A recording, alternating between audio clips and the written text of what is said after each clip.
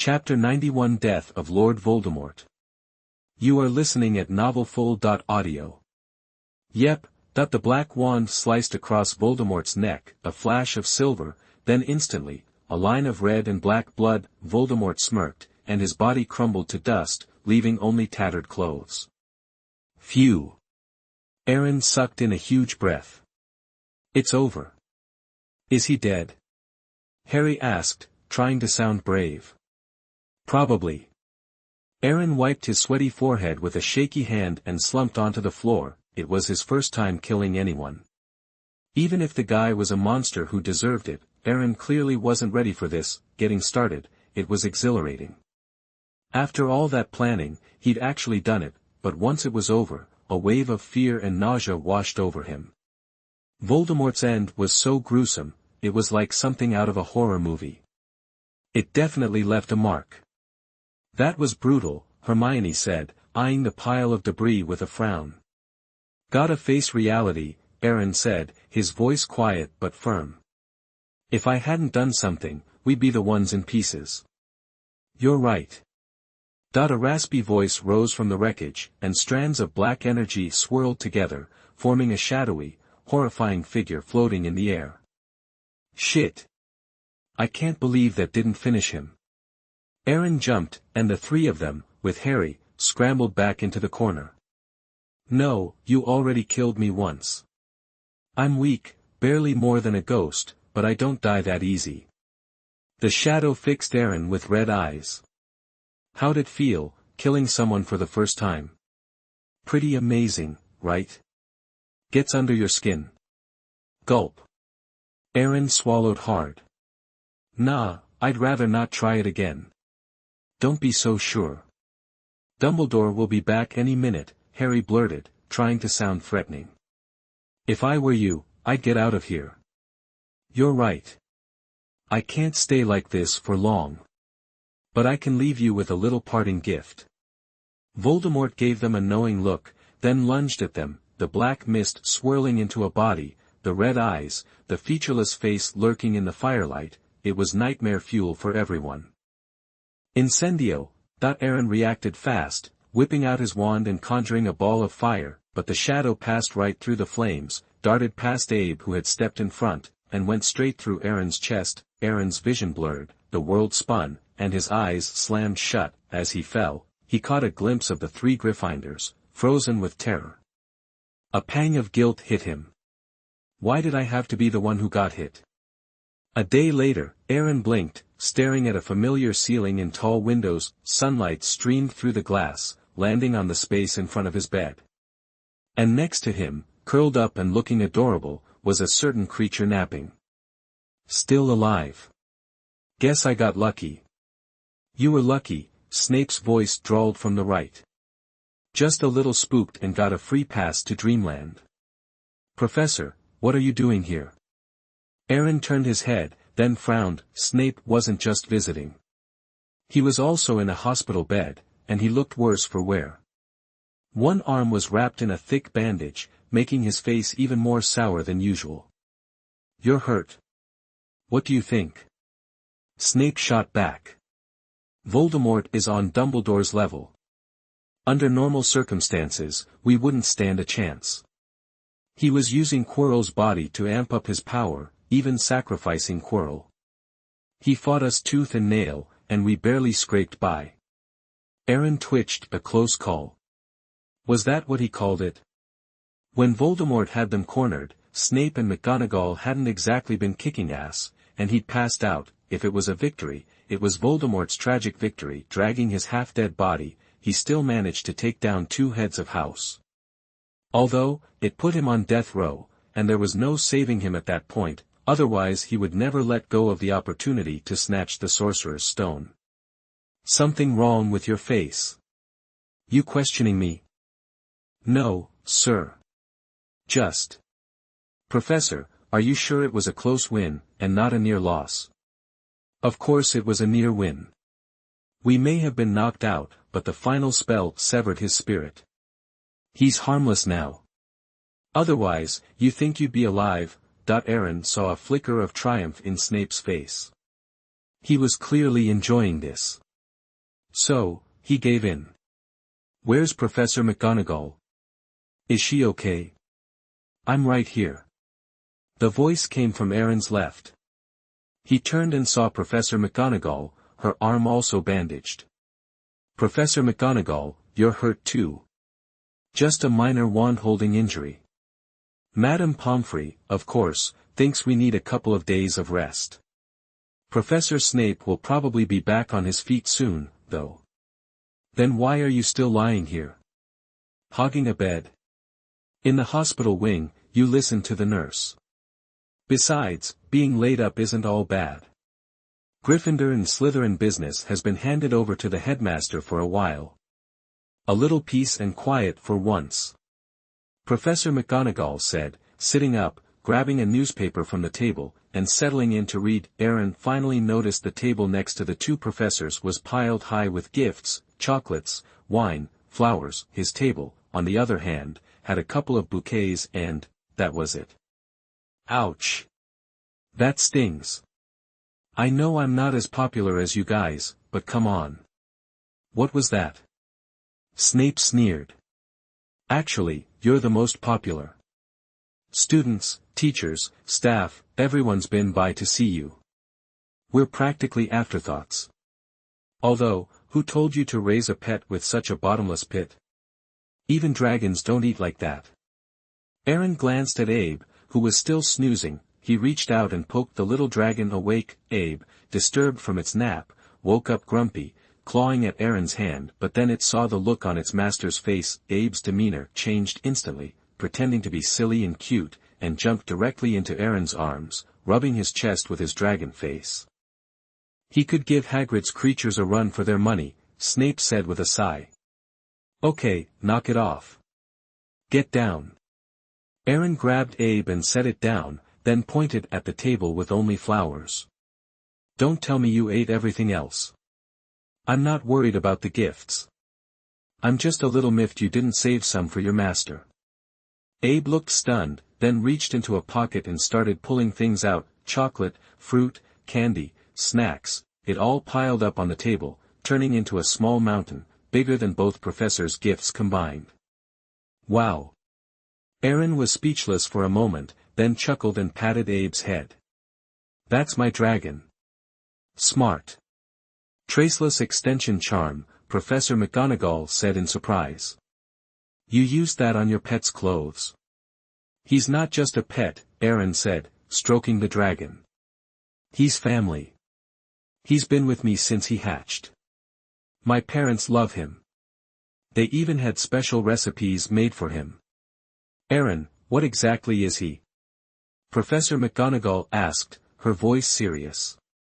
Can I not answer that? No. You may not know this, but Hagrid was expelled from Hogwarts for raising a magical creature, Professor McGonagall said earnestly. I'm not trying to be difficult. I just want you to understand how serious this is. But Abe's different, Aaron argued. If he hadn't gone after Voldemort at the last second, you and Professor Snape might be more than just bruised. He helped you, saved you, even. Professor McGonagall opened her mouth, looked at the white dragon in Aaron's arms, and trailed off. This magical animal had delivered a letter, helped them during the battle. You could argue he'd helped prevent Voldemort from resurrecting. If the crisis was over and she started pushing about its identity, she'd feel a little ridiculous. Look, we don't want to put you in a tight spot. We can pretend we don't know anything, Snape said, looking at Aaron intently. But Dumbledore already knows. He's the headmaster. He has a right to know what this creature is and how dangerous it might be. So, you'll have to talk to him. Chapter 92. You have to prepare for a rainy day when raising a dragon. You are listening at novelfull.audio. In the afternoon, Aaron walked out of the infirmary flanked by two professors. Madame Pomfrey didn't look too pleased as they left. From a medical standpoint, even though the three patients seemed physically recovered, their mental state clearly needed some work, maybe a day or two of rest. They were headed to one place, Dumbledore's office. Aaron, walking between the two professors, cradled a cute white pet in his arms, looking for all the world like a pampered rich kid, except that Aaron felt deeply embarrassed. Both professors were practically glued to Abe in his arms, the pet's status far exceeding his own. Professors, really, it's okay, Abe's a magical creature, sure, but you've seen him before, Aaron said, mortified. You don't need to escort me. It's not like I haven't been to the headmaster's office before. I used to just think of Abe as a cute, if naughty, cat, Professor McGonagall said with a smile. I even fed him treats. Can you imagine my surprise when I found out he was magical? Not everyone can buddy up with magical creatures like Hagrid, because he's incredibly patient and his lifelong connection has given him unique insight. Even Hagrid has never fully tamed a dragon, and you've got one behaving like a house pet. Professor McGonagall, you're jumping the gun calling it a dragon. Dragons can't control their size, and they're certainly not this obedient, Professor Snape said pointedly. Better make sure it's not dangerous, that it won't suddenly explode and hurt someone. Otherwise, just sending it home won't cut it. Hagrid was expelled for raising a dangerous magical creature during his time here, and that thing still roams the Forbidden Forest. You know, the newly hatched dragon was shipped off to Romania, so, think about how you'll explain this, or the consequences will be unpredictable. Aaron paused, then sighed. Thanks for the concern, Professor. But I doubt I'll need to explain anything. No, don't think that way. Professor McGonagall's smile vanished. Dumbledore is a kind man, but that's why you need to explain clearly, so he understands. Don't worry too much. Abe is a hero, after all. Professor Snape and I will vouch for you. Worst case scenario, you can't keep it at school. You won't be severely punished. Aaron's mouth twitched.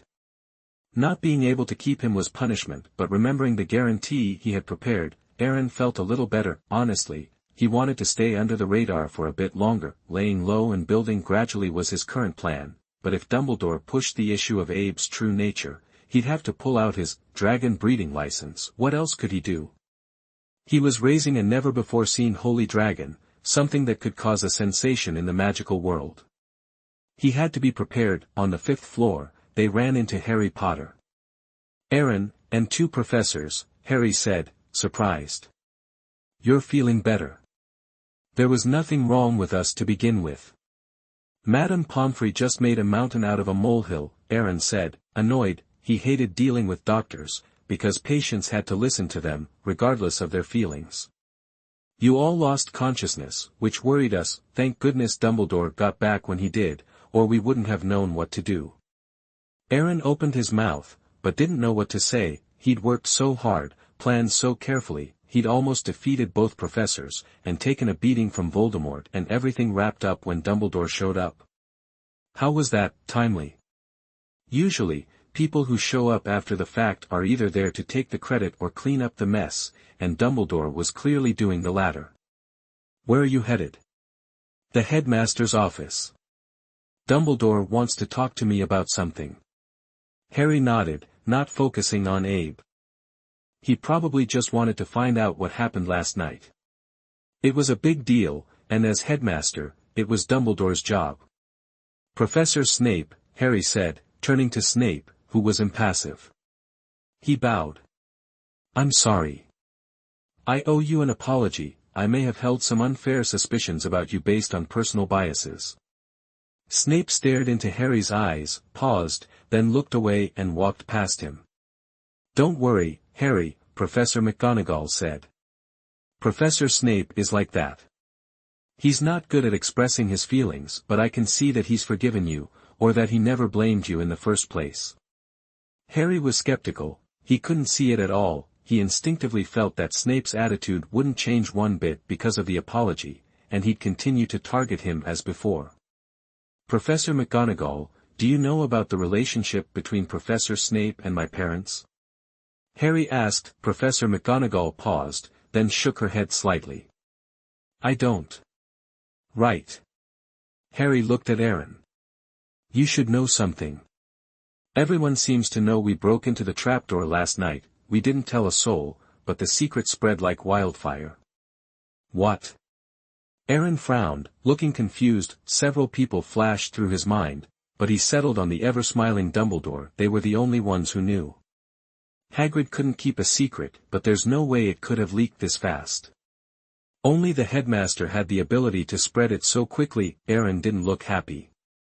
Whatever Dumbledore was up to, it wouldn't benefit him. He was just an excellent Slytherin with a decent reputation. That suited him fine. Now he was famous, thrust into the spotlight way too soon. "Let's go, Aaron," Professor McGonagall reminded him. "Yes, Professor." A few minutes later, they arrived at the headmaster's office. Snape knocked. "Come in," Dumbledore's voice called. Opening the door, Aaron couldn't help but groan. Standing next to Dumbledore was a smiling giant, Rubeus Hagrid. He was grinning like a kid. Hagrid had always wanted to know what kind of magical creature Abe was, but he'd offended Aaron before and felt awkward asking. Today, he'd finally get his wish. "Good afternoon, Aaron," Dumbledore said. "Good afternoon, Professor Dumbledore." Aaron sat down familiarly. "Professor, did you call me here to return my potion?" Dumbledore smiled awkwardly and pulled a potion from the drawer. "Here you go. It's safe now. I must remind you, though, don't let anyone know you have this. It could put you in danger." Aaron couldn't wait to grab the resurrection potion. His personal panel had confirmed it was real, so he wasn't worried what Dumbledore would do. His second life restored, Aaron felt safe. "Now, let's talk about other things," Dumbledore said. "I got a summary from Harry about your plan and what happened under the trapdoor. He's shrewd, assesses situations well, protects himself, and takes the initiative, but shows responsibility. You're a perfect Slytherin. No wonder Voldemort took a liking to you. Actually, it's not that exaggerated. It's true, Aaron. I must admit, I was nowhere near as capable as you at your age." Dumbledore praised, then looked at Abe, surprised. Abe was staring at Fawkes, perched on the golden branch, with bright eyes, drool slipping from the corner of his mouth. Now Dumbledore was sure Abe was quite interested in the phoenix, but was this too much? He wanted to eat a phoenix. What was he on? Chapter 93. The Academy Cup must not be given up. You are listening at novelfull.audio. "Aaron, is it a dragon?" Hagrid asked, his eyes wide with anticipation. Even though Aaron wasn't exactly a dragon expert, he'd raised so many magical creatures he had a kind of intuition about them. Aaron hesitated, then reluctantly nodded. "Yeah, a dragon. A special one, but it's not a mutation or a hybrid. If I had to describe Abe, he's one of a kind, the most noble dragon there is." 4 pairs of curious, surprised eyes turned to Abe, making Aaron uneasy. He instinctively hugged his pet tighter. "Easy there, Aaron," Dumbledore said with a smile. "We're not going to hurt him. After all, his performance last night was outstanding. He even played a decisive role. Without him, Professors Snape and McGonagall might have been much more seriously injured. Hogwarts can't afford to lose 2 professors, especially 2 heads of house, so, he deserves plenty of credit." "Thank you for the compliment," Aaron replied. "But let's be clear," Dumbledore continued, changing the subject. "We recognize that you defended Hogwarts and might even have prevented a catastrophe. However, you did bring a magical creature to school, so you have to accept some form of punishment. I've come up with an idea that acknowledges both your credit and your indiscretion. The good and the bad balance out. You can keep him, but he can't be on school grounds starting next semester. What do you think?" Aaron frowned, sensing that the phrase "the good and the bad balance out" meant more than it seemed. "Professor, how exactly is my credit calculated?" Dumbledore steepled his fingers on his desk, looking serious. "The credit will go to the house scores. Harry, Hermione, and Ron all performed admirably last night. I'll be giving them some encouragement and, of course, you'll be rewarded too. Even more so, because you've earned it." "Oh." Aaron realized. The only thing related to scores was the House Cup. Gryffindor was in second to last place, a few points ahead of Hufflepuff, while Slytherin's victory was practically guaranteed, but if some major event caused Gryffindor's points to skyrocket, even exceeding the 150 points Harry and his friends had lost, the gap would narrow considerably unless Slytherin could also gain a corresponding number of points. It wouldn't be impossible for them to be overtaken, but why would Dumbledore do this? Could it be that Gryffindor's headmaster simply couldn't stand seeing Slytherin win the House Cup for the 7th year in a row? That possibility couldn't be ruled out, but it seemed unlikely. The House Cup was an honor, but if it weren't for the system tasks, Aaron wouldn't even bother with that meaningless honor, let alone Dumbledore, the greatest white wizard of the century. Suddenly, an idea flashed through Aaron's mind. Dumbledore was doing this for Gryffindor, specifically for those 3 Gryffindors, and even more specifically for Harry Potter. The honor of the House Cup would be a major confidence boost for a boy who was relatively new to the wizarding world, especially after defeating Slytherin, who had won it for 6 straight years. In his first year, it all made sense. He, the Slytherin, was favored by the Dark Lord, while Harry Potter, the Gryffindor, was favored by the White Lord. Okay. I get it. Aaron rubbed his temples. Then, in a solemn tone, he said, "But I'm sorry, I'm not giving up on the House Cup." Dumbledore was taken aback. He hadn't expected Aaron to see through his plan. Snape frowned slightly. When Aaron spoke, he had also realized Dumbledore's purpose. Frankly, he didn't care much about the House Cup itself, but he was very interested in defeating Gryffindor and keeping Harry Potter down. If Gryffindor beat Slytherin because of Harry and his friends, he might be depressed all summer. Professor McGonagall felt like she'd won the lottery. Even though Aaron hadn't agreed yet, it was only a matter of time unless he could convince Dumbledore that he was justified in keeping this magical creature, which was obviously impossible. "Let's talk about my fault, Professor Dumbledore," Aaron said pointedly, glancing at Fawkes perched on a golden branch. "If keeping a magical creature is wrong, then it seems I'm not the only one at Hogwarts doing it. Headmaster Dumbledore, you can't have double standards. I'm the headmaster. Does that make the headmaster better than the students? Or does the headmaster not have to follow Hogwarts rules?" Aaron countered. "And if I remember correctly, the school rules don't actually say you can't keep magical creatures, do they?" "It doesn't," Dumbledore said gravely. "But dangerous animals are not allowed, like dragons, or thunderbirds. They could cause a lot of damage just by sneezing. There are too many people in the school, most of whom aren't very strong. What if something happened? Hagrid might have something to say about this. He once raised an acromantula, and the result was that he got into major trouble." Hagrid lowered his head, muttering in frustration. Aragog was innocent and had nothing to do with the so-called Chamber of Secrets. "But you can't deny its danger. It's ferocious by nature, and its instinct is to eat humans. Even if it listens to you, Hagrid, you can't guarantee it won't suddenly want to change its taste, and have a leg, or something." Well, I can guarantee that Abe is safe," Aaron said firmly. "It's a pity," Dumbledore shook his head. Hagrid thought so too, at first, but these kinds of guarantees don't mean much at all, and a safe magical creature wouldn't suddenly grow that big, let alone attack a dark wizard who can terrify the wizarding world. "Aaron, your pet is more powerful and more dangerous than you realize." "Professor, with all due respect, if Abe is really as dangerous as you say, how do you explain Fawkes? The Phoenix is a powerful magical creature. It's incredibly magical. A lot of wizards who have seen a dragon have never seen a phoenix." "Yes." Dumbledore nodded. "The Phoenix is very powerful, I don't deny that, but the reason I can keep him is because I've tamed him. He listens to me and won't hurt anyone. Many people can confirm this. Sir Merlin, the Ministry of Magic, and the International Confederation of Wizards can vouch for me. They all believe I'm capable of keeping a phoenix under control. So, as long as someone can vouch for me, I can keep Abe too." Aaron asked meaningfully.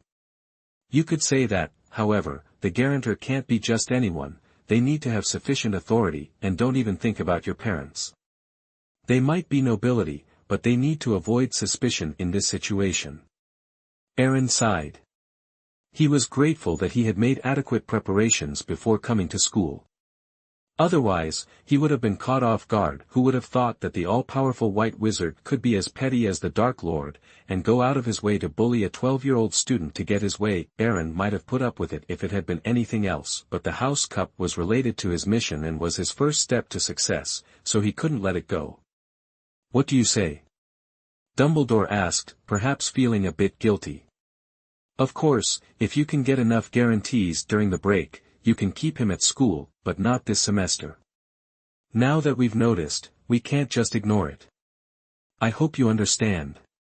Aaron, you've already abused your power, how dare you ask for understanding?" "Whatever, Gaius, forget it," Snape said, pretending not to care. "It's just the House Cup, I'll just win it back next year." "No," Aaron said righteously.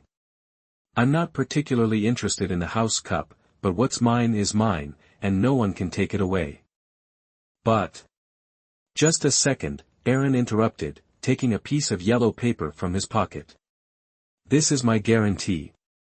Snape was stunned, took the paper, and began to read. After a few glances, his hands trembled slightly. He looked at Aaron in surprise and asked, "Is this real?" "Of course it's real. Does anyone in the magical world dare joke with their name? You never know." Snape sighed with relief. "After all, I only recognize half of the names on this guarantee, and I've never heard of the rest, but even just this half is enough for you to keep him here openly. This is the first time I've seen someone go to such lengths for a magical creature. It's truly incredible."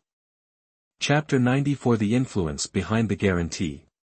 You are listening at novelfull.audio. Dumbledore looked a little strained. He knew Snape wouldn't exaggerate, so the information on that yellow paper must be serious. "Mind if I take a look?" Professor McGonagall asked, stepping closer.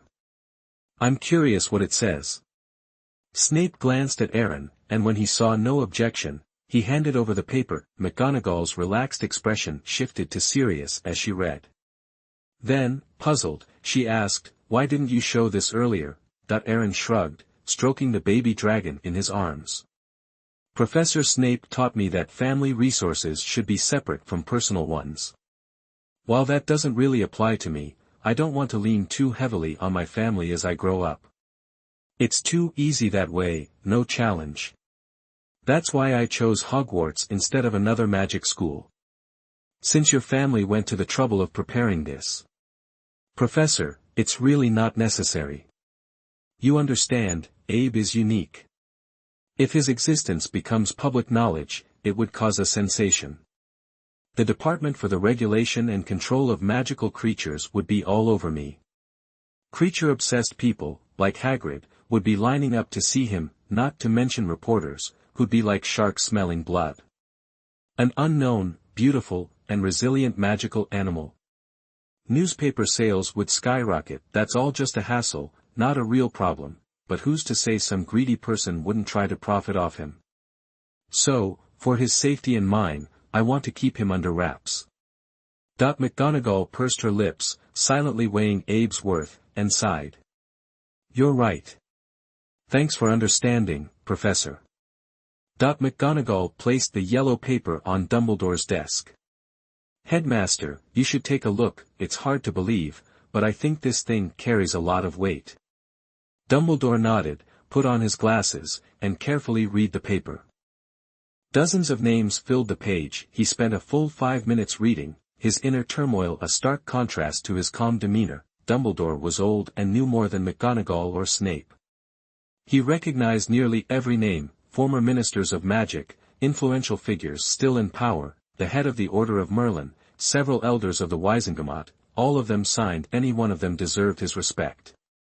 Together, they could start a revolution in the wizarding world. His old friends, Nicholas Flamel and his wife, were there, along with several well-known wizards over 100 years old, each accomplished in different fields. Their influence was undeniable.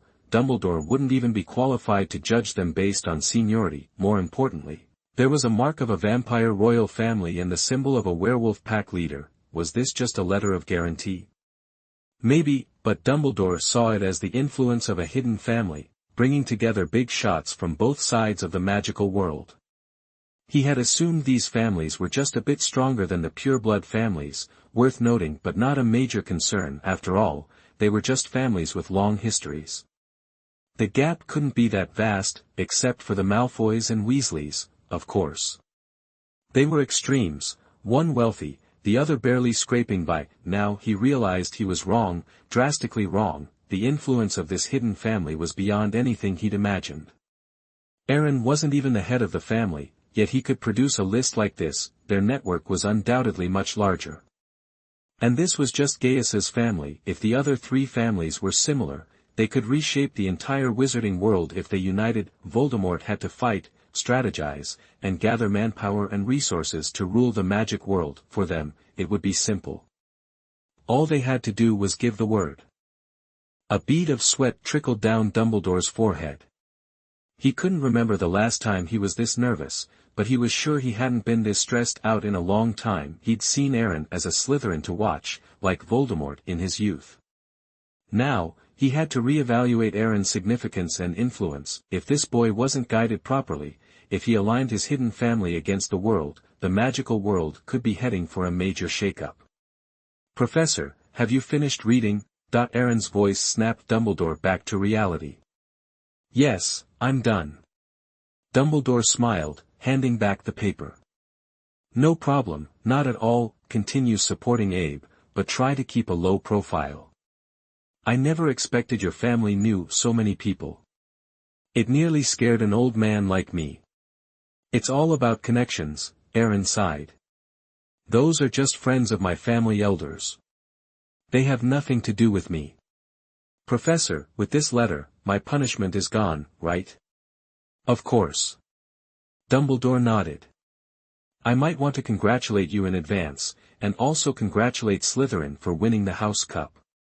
"Thank you. If you don't need me for anything else, I'll be going."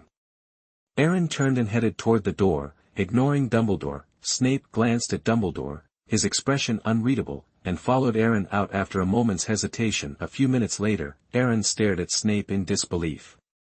"Professor, you don't need to walk me back, we've come so far, we're practically at the common room." "As your head of house, I think it's acceptable to speak with my students," Snape said evenly.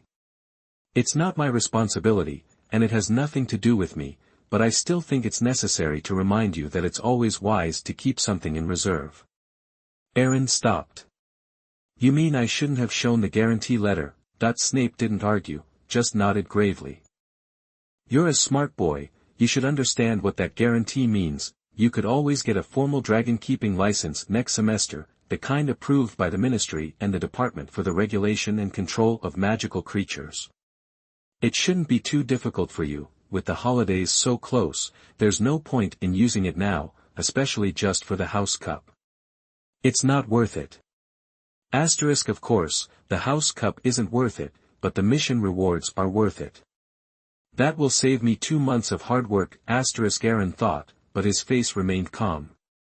"Professor, I agree with your reasoning, but that guarantee was meant to be used now, and it should keep some people quiet. Besides, I don't want to take Abe to the Department for the Regulation and Control of Magical Creatures. That would put him under the Ministry's microscope, and those politicians are capable of anything. To boost their image, they wouldn't hesitate to publicize the discovery of a new species, and the resulting chaos would be massive."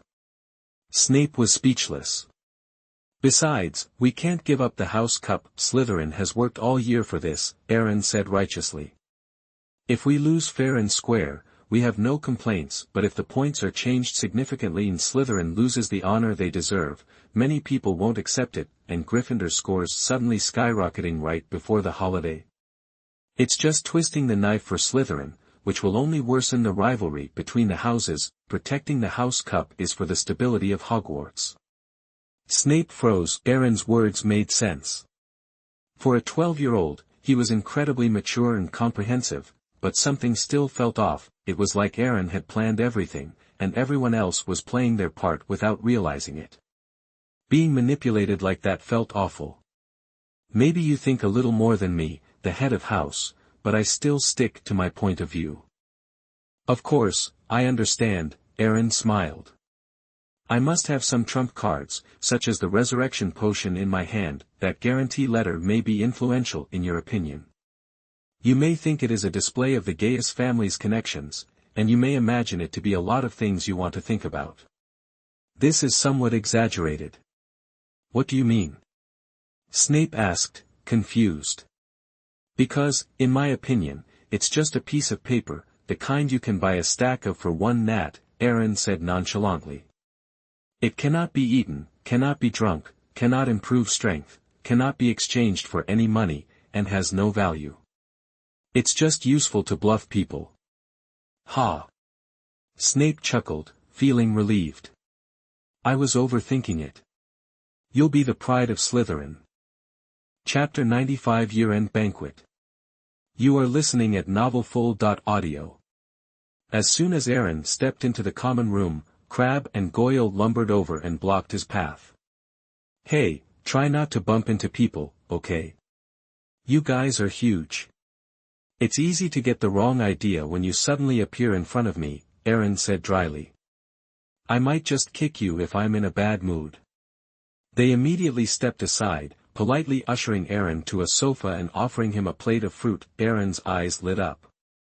He stuffed everything but an apple into his pocket. Just spit it out. I can't imagine you two are here for a social call. The test results are in. Dumbledore announced them early for some reason, Crabbe said. You aced everything. Perfect scores across the board. Malfoy's grades were good too, but he lost, right? Aaron said casually. It was what he expected. At least he hadn't given away any family secrets. Yeah. Crabbe nodded. He's 12 points behind Granger, right behind her in the rankings. And Weasley and Potter did really well too, beating both of us. Draco's locked himself in his room and won't let us in. That's normal. Don't worry, he'll come out eventually. Of course, we know he's tough, Goyle said, a little awkwardly. But it's been over 10 hours, and he hasn't eaten anything. We don't know how to cheer him up. Luckily, you're back. So, you want me to talk to him? Yes, you're his best friend. Only you can get through to him, Crabbe said. At least get him to open the door. We don't want to sleep on the lounge sofa tonight. Aaron's mouth twitched. He wasn't sure if Malfoy was lucky or unlucky to have these guys around. Sleep quality seemed to be their main concern. Okay, leave it to me. Aaron picked up Abe, walked to Draco's dorm, and knocked gently. I told you not to bother me. Draco's voice came from inside, sounding furious. It's me.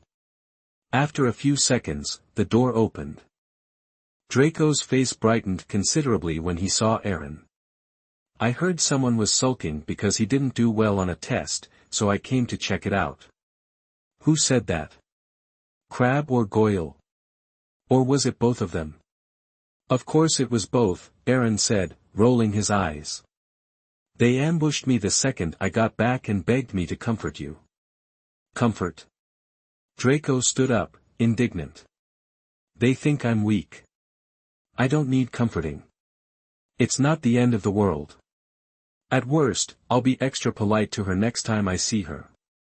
Then why are you barricaded in your room? Draco's expression shifted, and he hesitated.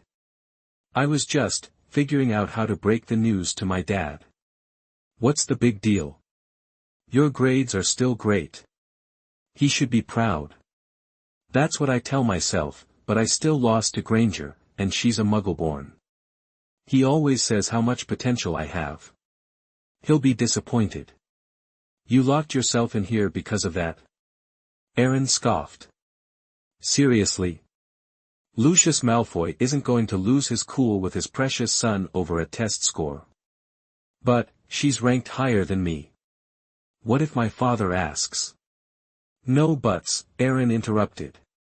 Look at it this way, you beat Harry Potter and the Weasley family's nemesis. That alone should keep him happy. Besides, I doubt your dad ever got grades this good. Really? Draco was taken aback. You think so? I'm pretty sure a certain professor told me so, Aaron said, bluffing.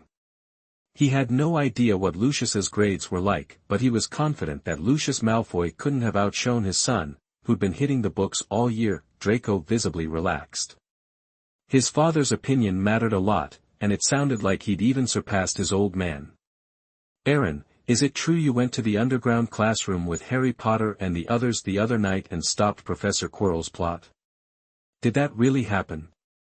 Yeah, otherwise, 2 professors and I wouldn't have spent a whole day in the infirmary. Can you tell me more? Draco rubbed his hands together, eager to hear the details. Well, how do I put it?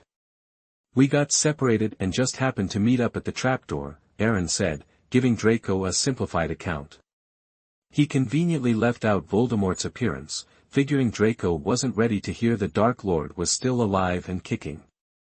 That's insane. So dangerous.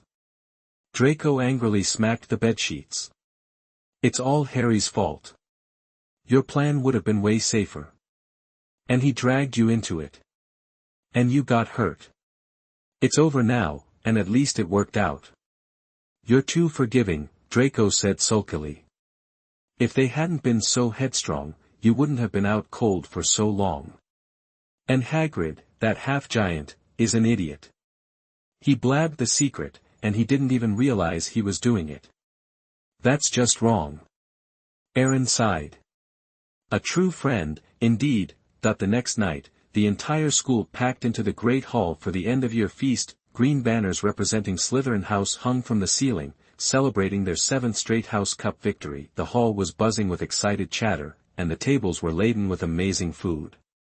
But no one could dig in until the headmaster gave the signal. Aaron kept a tight hold on Abe, who was getting a little too excited and looked like he was about to dive into the banquet. Clink. Clink. Clink, starred out a sharp sound cut through the noise. Professor McGonagall lowered the golden spoon in her hand, and Dumbledore stood up, facing the students. Another year gone by, and a whole summer vacation stretching out before you.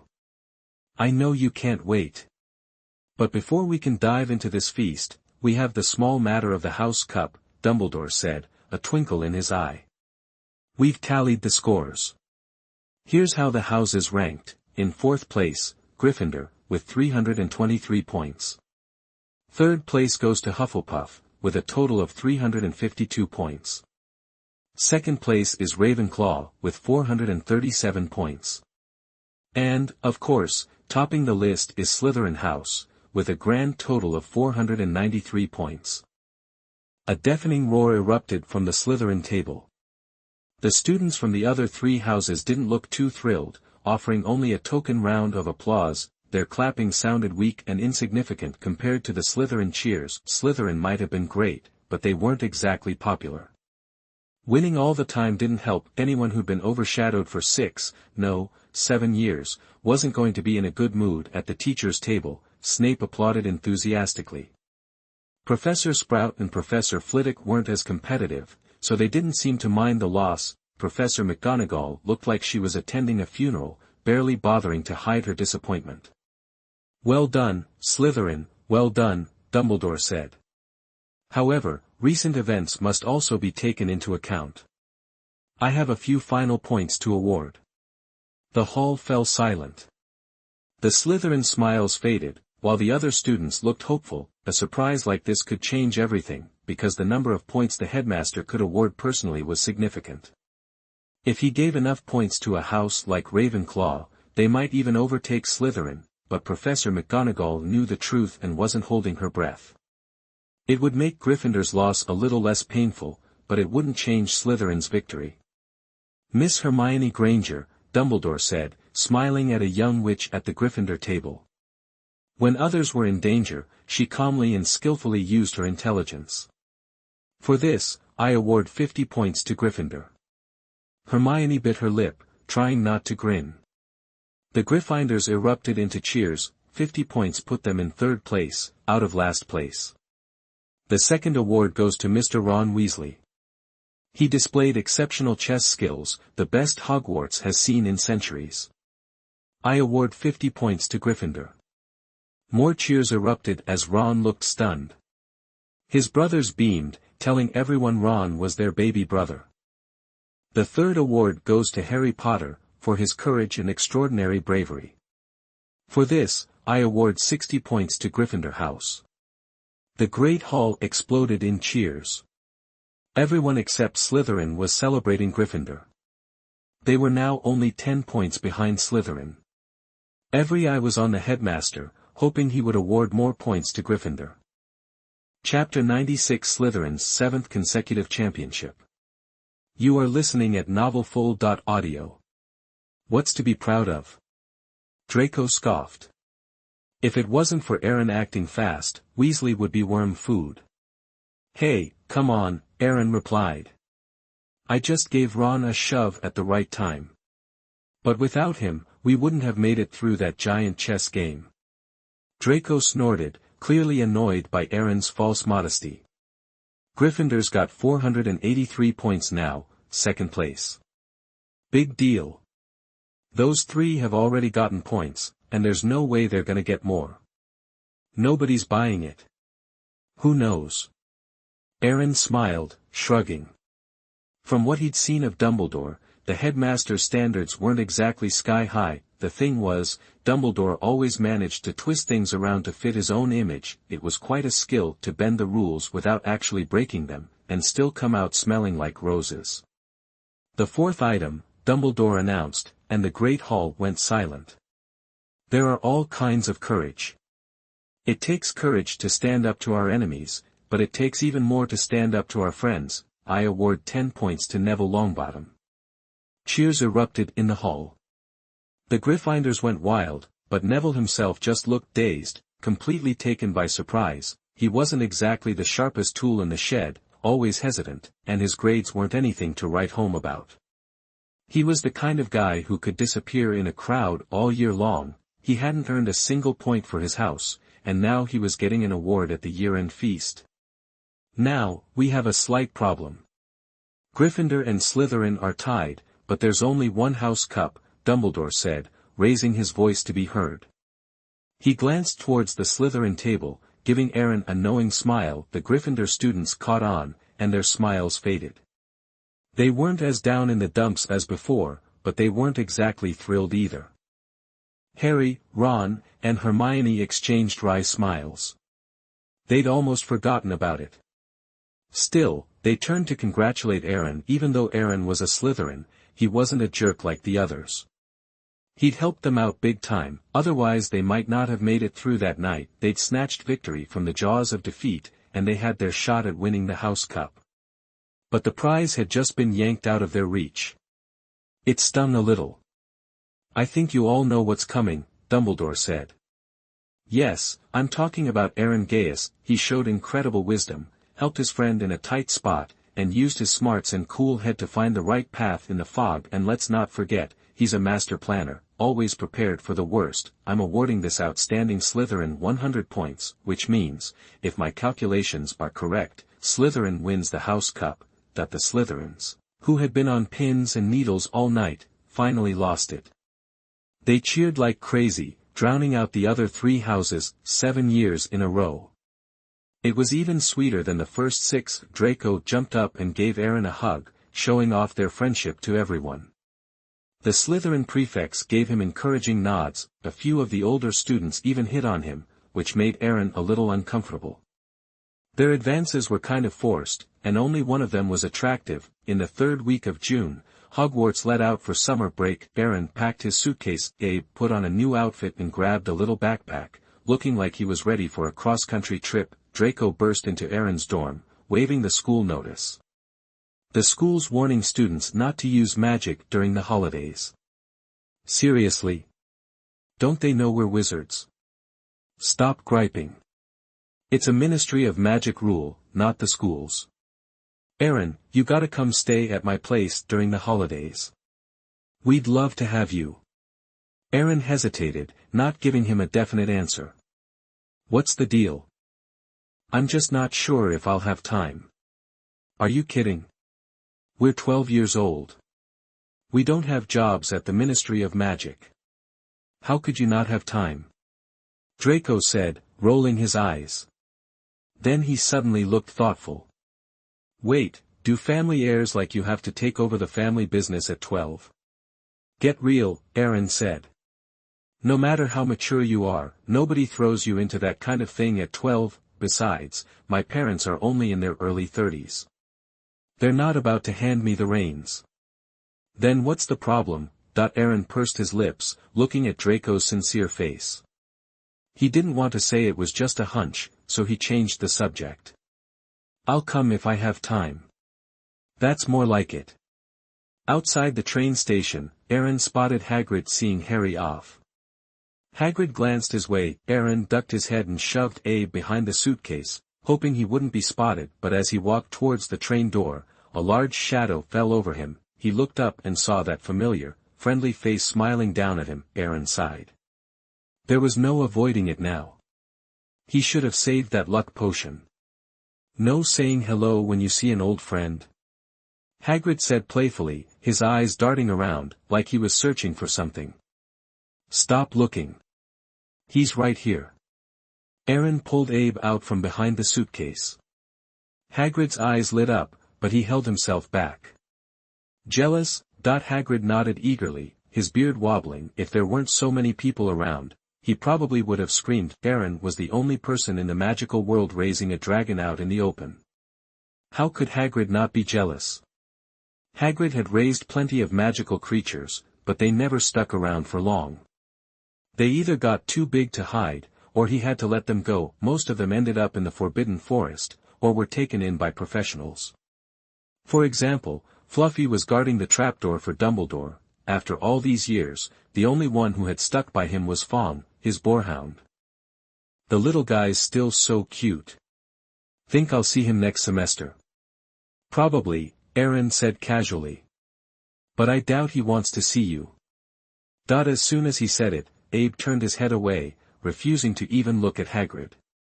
Don't be like that. I'm still sorry about that, Hagrid said, sounding hurt. He pulled a wrapped roast chicken from his pocket. It's from the kitchen, still warm. Consider it a peace offering. Abe cracked one eye open, glanced at the chicken, looked at Aaron, and barely managed to keep a straight face. Seriously? Don't try to butter him up with those cheap tricks. That's exactly how you tricked him before, Aaron said, unimpressed. That won't happen again, Hagrid said, grinning sheepishly. Besides, we didn't know it was a dragon back then. Aaron rolled his eyes, but took the roast chicken and stuffed it into Abe's backpack. The train ride was long, there wasn't any food on board, and he wasn't too proud to eat well. We accept your peace offering. See you next semester. Aaron started to get on the train, but Hagrid stopped him. Wait, can I at least touch him? Hagrid asked, sounding embarrassed. Aaron suddenly wasn't so hungry anymore, but the chicken was already in his hands. There was no turning back now. Sorry, not happening. Aaron refused point blank. Hagrid was about to try again, but Abe darted onto the train, foiling his plans. That little rascal's quick. Aaron shrugged, handed his trunk to a conductor, and boarded the train. He walked through several carriages, but they were all packed. When he opened the door to the next compartment, he couldn't help but smirk. It was full of familiar faces, the Gryffindor trio. Well, fancy seeing you here. Got any room? Yeah, totally, Harry said immediately. Hermione happily scooted over to make space. Chapter 97 Going Home. You are listening at novelfull.audio. The train chugged along, the scenery blurring past the window. Aaron plopped Abe onto the table, practically ripping the roasted chicken from the bag. He tore off a leg and started munching.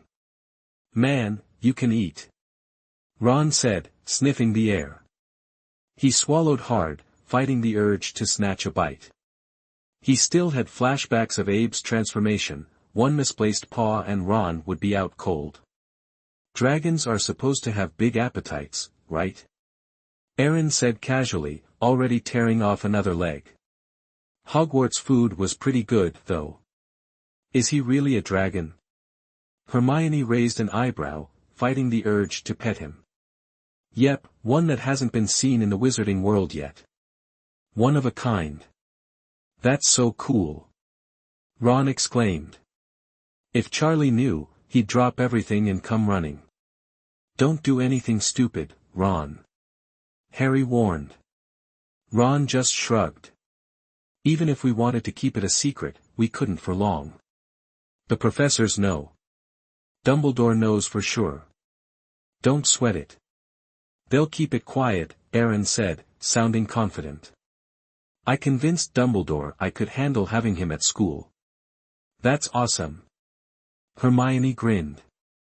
Things will be easier for you, and for us. Hey, Aaron, got any plans for the summer? Harry asked. Me? Probably head back to Diagon Alley and run my shop. It's been almost a year. Business should be alright, I guess. If I don't lose money, I'm making money. That the other three exchanged glances, a little stunned. They couldn't imagine the Ministry of Magic letting a kid run a shop in Diagon Alley. Did your family help you with that? Hermione asked. Sure. When I was 9, I had my uncle build me a shop. It's not huge, but all the paperwork is legit. 9 years old. Ron's mouth twitched. When he was 9, he was still goofing off with his brothers. That's some serious independence. Harry chuckled. His first 11 years had been nothing but Dudley and his friends bullying him. A real sob story. Gaius Beveridge shop isn't exactly famous, but it earns me some pocket money, Aaron said, sounding a bit proud. I'm usually there. Stop by any time. If I'm out, leave a message, and I'll get back to you the next day. You're always welcome at my place, too. I probably won't be able to, Harry said, forcing a smile. Summer's like going home for you, but not for me. The other three looked at Harry, sympathy mixed with awkwardness on their faces. What could they say? His parents died when he was a baby, and he'd been stuck with the Dursleys ever since, getting nothing but unfair treatment. They barely kept him alive. If he could stay at school, he would. But he couldn't, which was why he was on this train. Why don't you come stay with us? Ron suggested. I'll have the owl send you an invite. It's normal to visit a classmate's house during the holidays. Come over every other day or so. They won't stop you. Harry's eyes lit up. Knowing his aunt and uncle, they might actually stop him, just because they didn't want him to have any fun. But there was also a chance they'd let him go just to get him out of their hair. Small chance, but still a chance. The train ride dragged on, giving Aaron the perfect opportunity to collect his reward, help Slytherin win the Academy Cup, reward 500 magic points, obtain the approval of at least 3 professors, reward 500 magic points, kill the remnant soul of Voldemort, reward 1000 magic points, 2000 magic points, just like that. Added to what he already had, he was over 3000. It was almost too much to take in. He'd be a wizard in no time. Abe could evolve again, this time unlocking his natural abilities. And he could buy some stuff. Nothing too crazy, but he could splurge a little. The train screeched to a halt at platform 9 3/4. Aaron opened his eyes. We there, Harry nodded. Yeah, hey, do you feel a little sore in your shoulder? Aaron was confused, then he realized Hermione was sound asleep, her head resting on his shoulder. What the heck? When did this happen? Like, 2 hours ago. Harry grinned. You were both asleep, and I didn't want to make a scene. Aaron grimaced, carefully easing his shoulder out from under her. Alright, waking her up might have been awkward, but still, I'm better than you. Harry's expression changed. He turned and saw Ron sprawled out against his shoulder. For some reason, his heart skipped a beat. Just then, an old conductor knocked on the compartment door, waking the remaining 2. Alright, kids, time to get off. Grab your stuff and line up. We leave the platform in batches.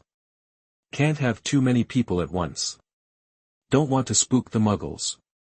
After a long wait in line, it was their turn. As soon as Aaron stepped onto the platform, Jeans greeted him with a smile.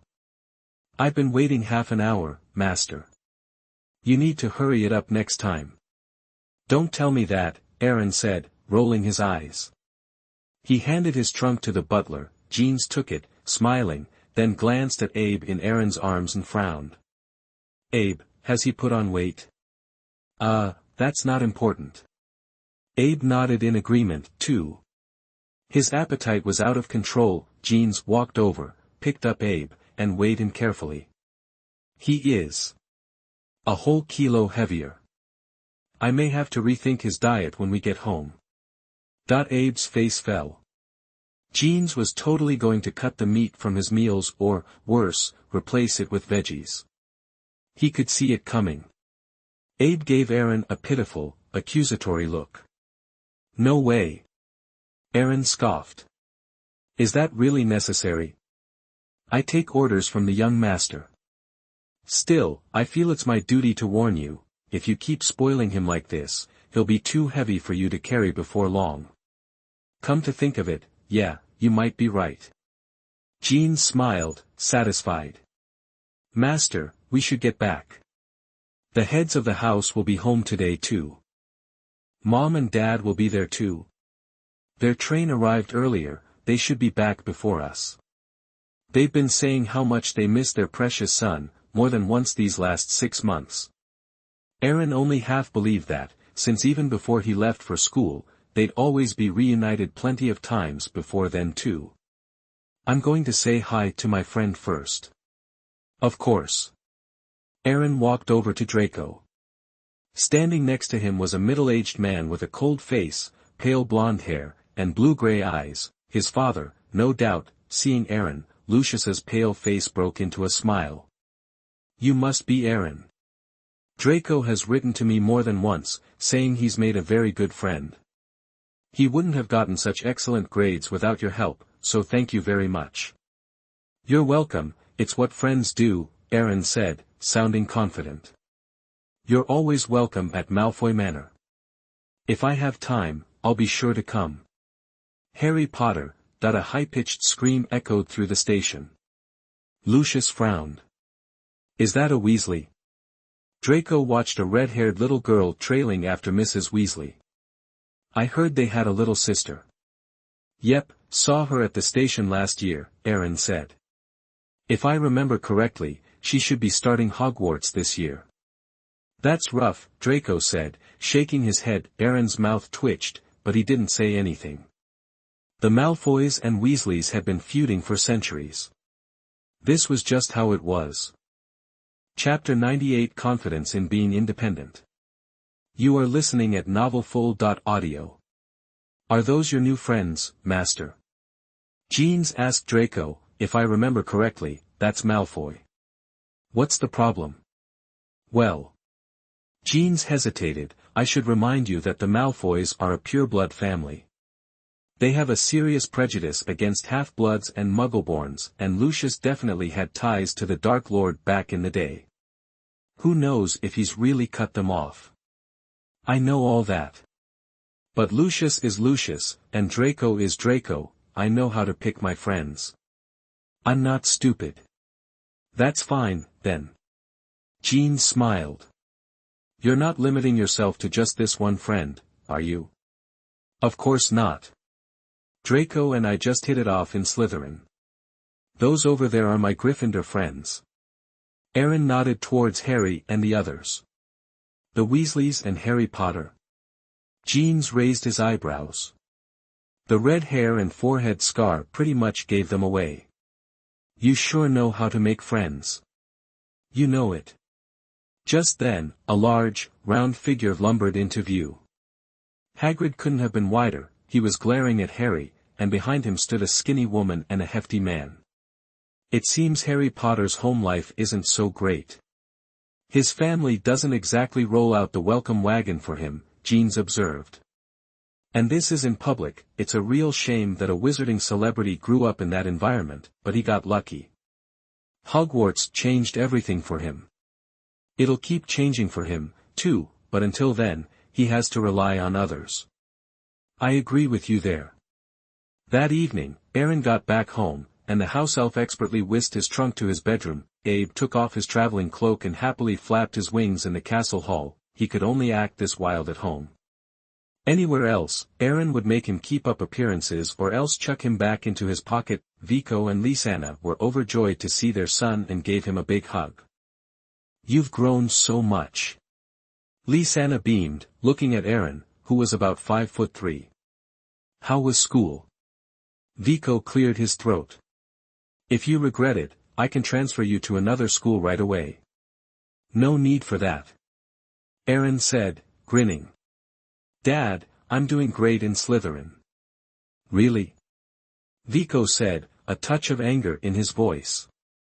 You know why we came back, right? Partly because we missed you, but also because your headmaster wrote to me, Dumbledore's singing your praises. Apparently, you're quite the performer. How many lives do you think you have, trying to outsmart a professor, much less going up against Voldemort? Exactly. Lysana's expression turned serious. We know you wouldn't do anything reckless, but this time was way too risky and Abe's cover was blown, too. Now both the Black and White Demon Kings know he exists. You've only been at school for a year, and you've already caused so much trouble. It was an accident, Aaron said sheepishly, inwardly cursing Dumbledore for snitching. Dumbledore must have started writing letters the minute he left the headmaster's office, or else his parents wouldn't have shown up so fast. Dumbledore's read our guarantee letter. He's aware of our family's influence. I'm betting he's going to try to drag us into his war against Voldemort. Not betting, he is, Vico said firmly. 100-year-old wizard like that doesn't live that long without playing the game. Voldemort isn't dead. Anyone with a brain knows that. A dark wizard that powerful doesn't just die that easily. It's a shame he went down that path. He could have been so much more, but even so, he's dangerous. It's a joke to think a kid could take him down. Dumbledore knows this, too. He's had 10 years to prepare, and I'm sure he has a plan, but he's not confident.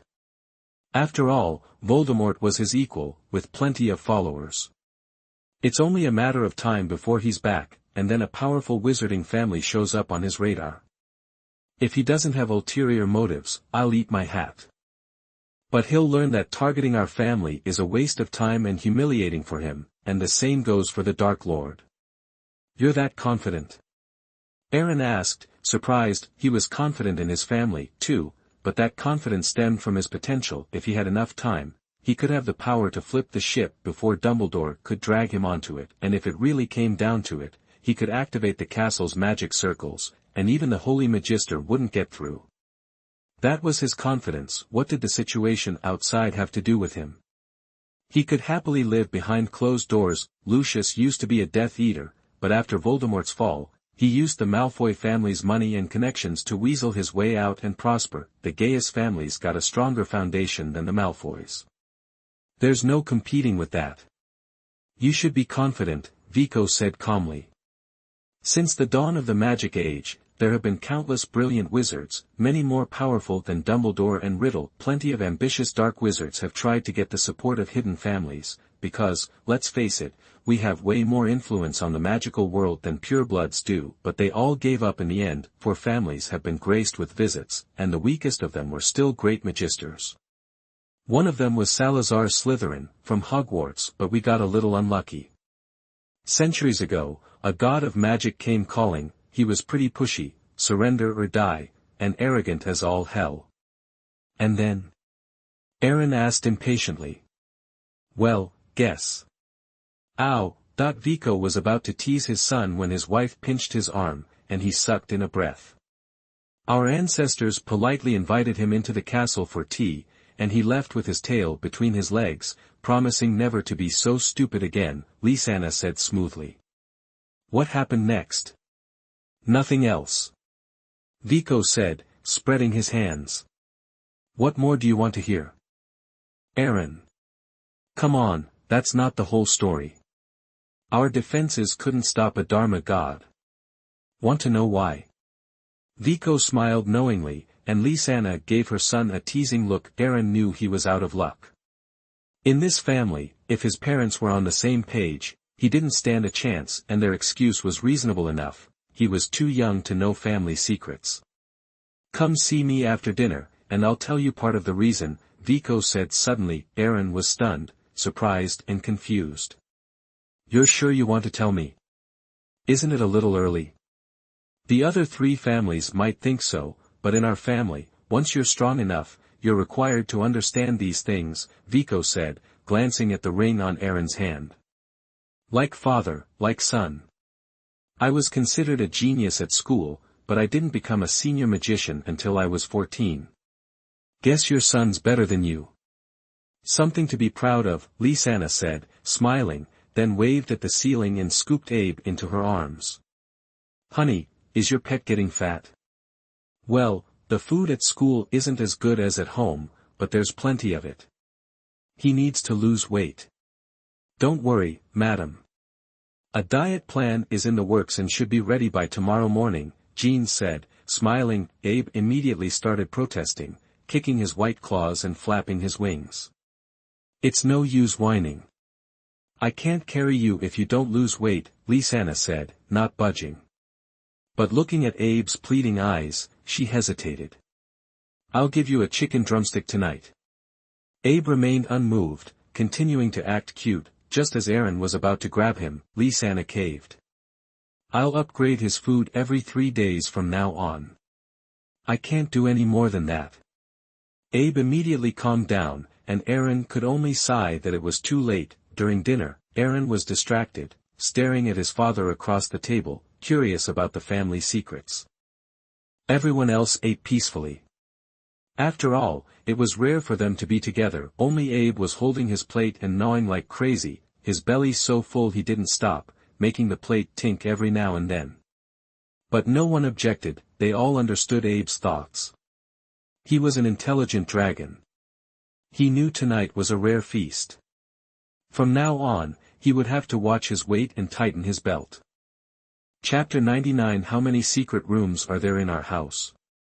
You are listening at novelfull.audio. After dinner, Aaron hugged Abe and trailed after his father and the housekeeper. He'd walked this road a million times, but this was the first time he felt this nervous. Vico stopped at a gate, turned to his son, and gave him a meaningful look. "Ready? Tonight, you learn the secret to House Gaius's longevity." Aaron nodded, serious. He'd been to the treasury more than once. The stuff inside was familiar. Rare, sure, but not exactly secrets. "You're probably wondering why I brought you here. Any wizarding family worth its salt has a secret room. We're no different. Hidden deep enough." Aaron exclaimed. "I've been here a ton, and I've never seen anything." "Of course not. The important thing isn't the treasure, it's the how." Vico pulled out a ring of keys, all the same style, but made of different materials. Aaron's mouth twitched. He had one of those keys himself, a birthday gift from his grandfather. "My dear grandson. You're growing up. Time you learned about our family's legacy." He remembered the sentence clearly. It had really touched him at the time. Now, though, it felt like a line. The iron key he had couldn't compare to the ones in Vico's hand. This bunch was way fancier: gold, silver, copper, wood, and others he couldn't even identify. "If one key equals one secret room, how many do we have?" "More than you think. When your grandfather brought me here, I had the same look on my face. But I was 15 then, a little more prepared for it. I won't bore you with details. Let's get you some knowledge," Vico said, puffing out his chest a little, then stuck a key in the lock. "Wait, sir, not that one."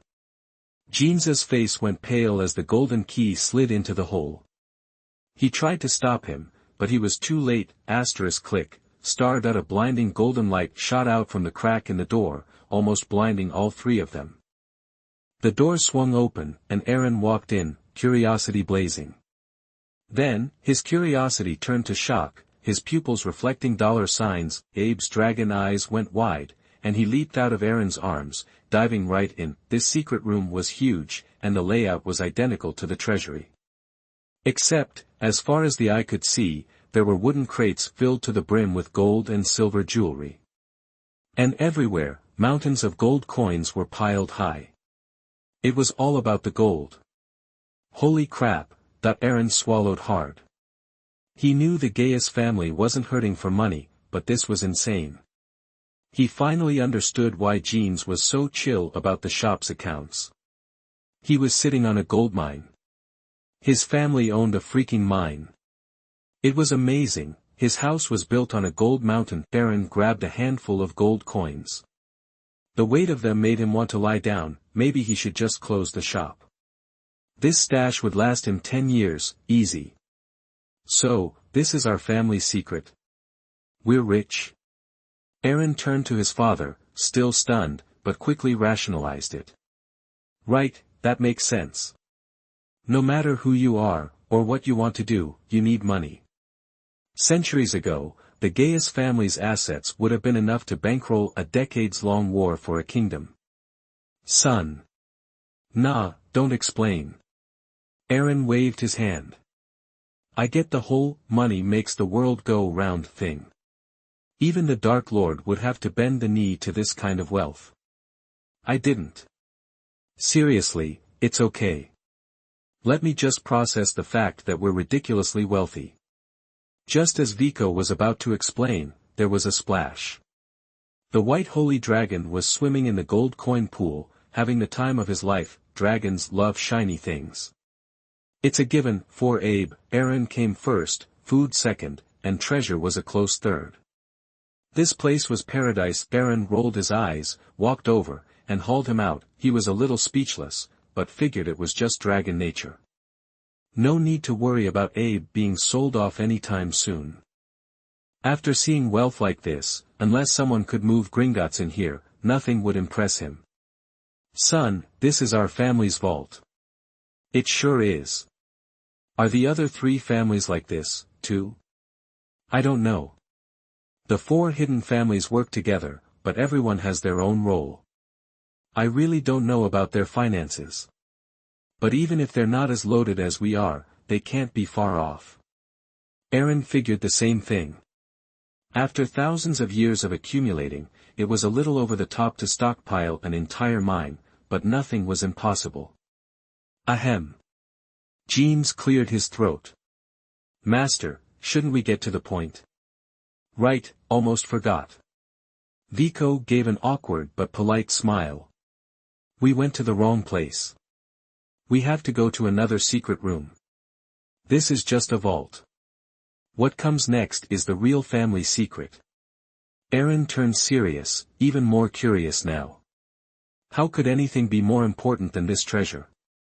Vico led the way to the back of the vault. He stopped, and the wall started to rumble. Mountains of gold coins shifted to either side, revealing an identical door, with a keyhole smack dab in the center. Vico pulled out the ring of keys again, carefully selected the silver one, and inserted it into the lock. You won't mess up this time, right? Definitely not. The door creaked open, revealing darkness, much deeper and more mysterious than the glitz of the vault. Aaron and Abe glanced back reluctantly, as if saying goodbye to the treasure. Master, all this will be yours someday. Jeans smiled and shook his head. So don't be so sad to see it go. Aaron stepped into the black secret room. As soon as he went in, the door slammed shut, then, rows of lights lit up the darkness. The contents of this secret room made Aaron's eyes widen again, but Abe didn't seem impressed, turning his nose up. This secret room was relatively small, and there were no wooden crates. Instead, there were dozens of shelves packed with all kinds of weapons. Bows and arrows, swords, scimitars, daggers, hammers, shields, all kinds of armor, and all the weapons were perfectly maintained, and you could feel the sharp coldness radiating off them. These are antiques. You got it.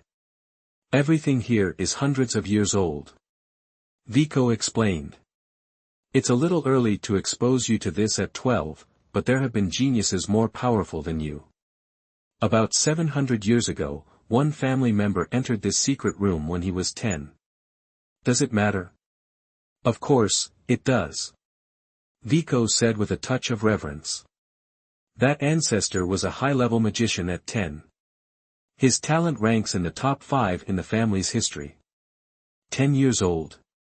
Top 5? Aaron was shocked. He, the cheater, only reached that level at 11. Although he hardly used magic points to boost his magic power, that 1-year gap said a lot. That ancestor was a true prodigy, a genius among geniuses. Compared to him, Dumbledore and Voldemort wouldn't even be in the running. What? Can't handle that someone might be more powerful than you. Vico grinned at his son's surprised look. Aaron often teased him about his own talent. While he wanted his son to succeed, it still bothered him a little. There's a bigger world out there. Your talent is just a starting point. Aaron curled his lip dismissively. I'm aware of my limitations. I've never thought I was number 1. But if my talent is just enough to get on stage, Dad, is yours. Don't you dare make stuff up about me. Vico's face darkened, but he quickly calmed down. But what you said isn't bad, so I can relax. Aaron's heart skipped a beat. He sensed something in those words. What do you mean? Not your concern just yet. Vico changed the subject smoothly. What do you think of these weapons? Do you have the urge to try them? Aaron thought for a second. They're probably worth a fortune.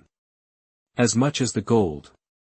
Vico stumbled, almost losing his balance. But considering his son had just been blinded by gold, he could see why he would think that way. Anything else? Don't you want to test them out? These weapons are exceptional, sharp as hell. They could cut through steel like butter. Not really. Aaron shook his head. Times have changed. Muggles use guns now. Weapons are cool, but not that useful. Chapter 100 Misunderstandings that Wizards Easily Fall Into. You are listening at novelfull.audio.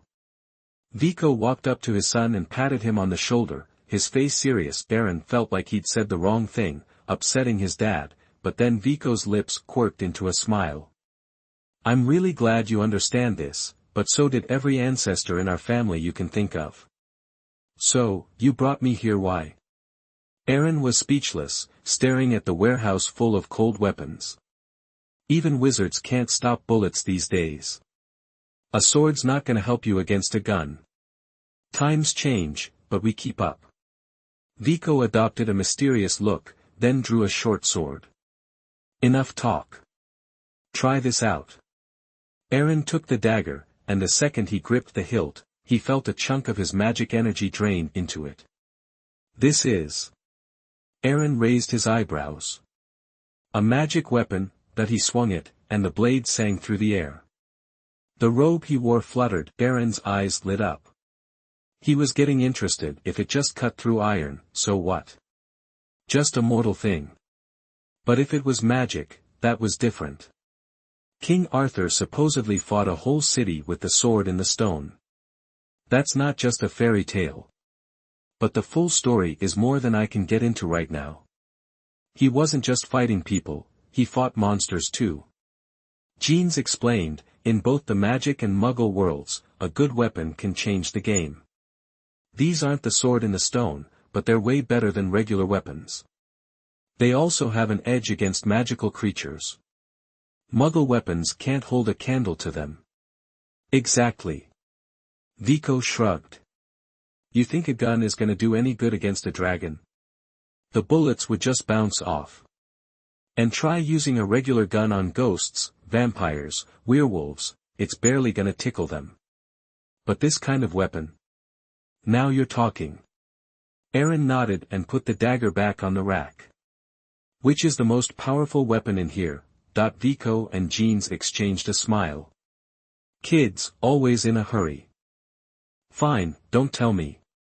I'll just try them all until I find it. Vico was stunned, then laughed.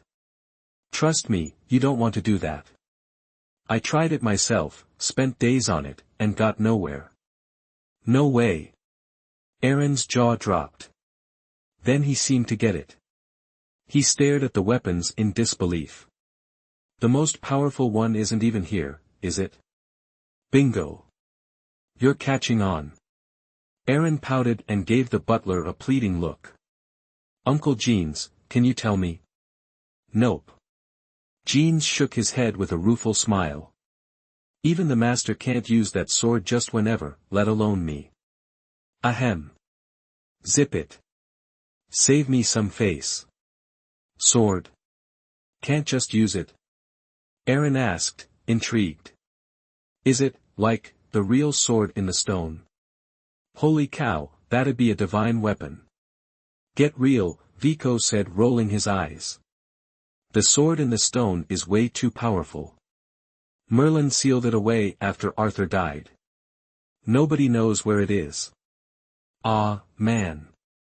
What a letdown. What do you know?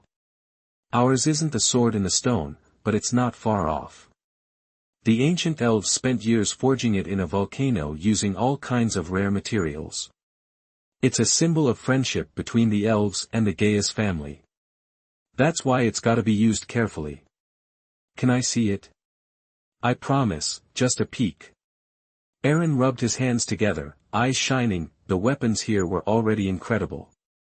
The elves' prized treasure. It was killing him. Okay. Vico said, not disappointing his son. But just as Aaron was about to grin, he added, when Jean says your swordsmanship is up to par. Aaron, disappointed, he picked a weapon from the hundreds available. Come on. Now.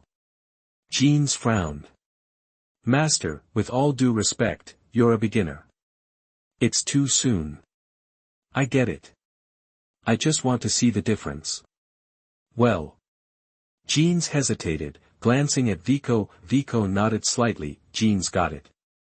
He could teach the kid a lesson without hurting him. He grabbed a sword, then switched it for a short knife. Finally, he chose a dagger, barely a tenth the length of Aaron's sword. Seeing him choose, Aaron huffed. You're underestimating me. Not at all. I'm mostly worried about hurting you. This'll be safer for everyone. Jeans twirled the dagger, reasonable, but Aaron was still annoyed. Dad, you decide. Jeans is the expert, Vico said. I can't say anything. Fine. Aaron gripped the sword with both hands, taking a fighting stance. Jeans didn't seem too bothered, but he gripped the dagger tightly. Vico drew his wand. A golden spark shot from the tip, and the duel began. Aaron swung his sword fast, a howling wind following it. The long sword cut through the air with a screech. The hilt and blade were hot. Under the flow of magic energy, the silver blade flashed blue, like it was about to ignite. Jeans raised his eyebrows, smiled, and blocked with the dagger. Click. The long sword slammed into the dagger. Force against defense. Aaron wanted to press his advantage, trying to force the dagger down a few inches, but Jeans sidestepped. The dagger slid along the long sword, throwing sparks. Aaron was blinded. When he blinked, the dagger was at his throat. His sword was uselessly tangled on Jeans's left. I lost. Aaron mumbled, struggling to accept it. It was his first time ever using a sword, but he knew it had some weight. Jeans wasn't just a butler. He figured he could survive at least a few rounds. Instead, he'd lost in less than 2 seconds, and handily. Not bad. Stop being nice. Just leave me alone. No, seriously. Not bad. Jeans praised. The attack was sloppy, and you couldn't adapt, but the raw power was there. Way better than most beginners. You've got potential, kid. Better than your dad did. Vico's face darkened. Let's not talk about that. Right. Jeans grinned and put the dagger back on the shelf. So, son, how do you feel? Awful. Utterly defeated. Exactly, Vico said. So, this vacation, you're learning swordsmanship from Jeans. What? Aaron looked shocked. He admitted the weapons were impressive, but he didn't see the point of learning how to use them. He was a wizard, not a swordsman. A wand was all he needed. Vico wasn't surprised. He'd expected this. I know, you probably aren't thrilled. You think magic is better than weapons, that magic weapons are just a type of magic. Well, yeah. Sure, but you're wrong. Vico said seriously, it's understandable that you think that. I used to as well. But let me tell you something, a common mistake every wizard makes, the wand is a type of magic weapon. The wand makes casting easier, but wizards can cast without one. Otherwise, wandless magic wouldn't exist. But you don't have to practice sword practice. Compared to those cold weapons, I am still more accustomed to using a wand.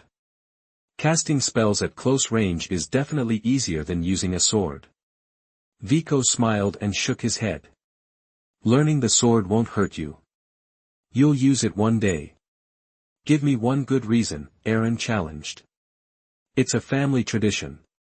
Any wizard who gets to be a high-level magician has to learn the sword. You've got a vacation coming up, but learning to sword fight is just the beginning. You have to study other things. Any objections, Aaron? He brought out the family rules. What could he say?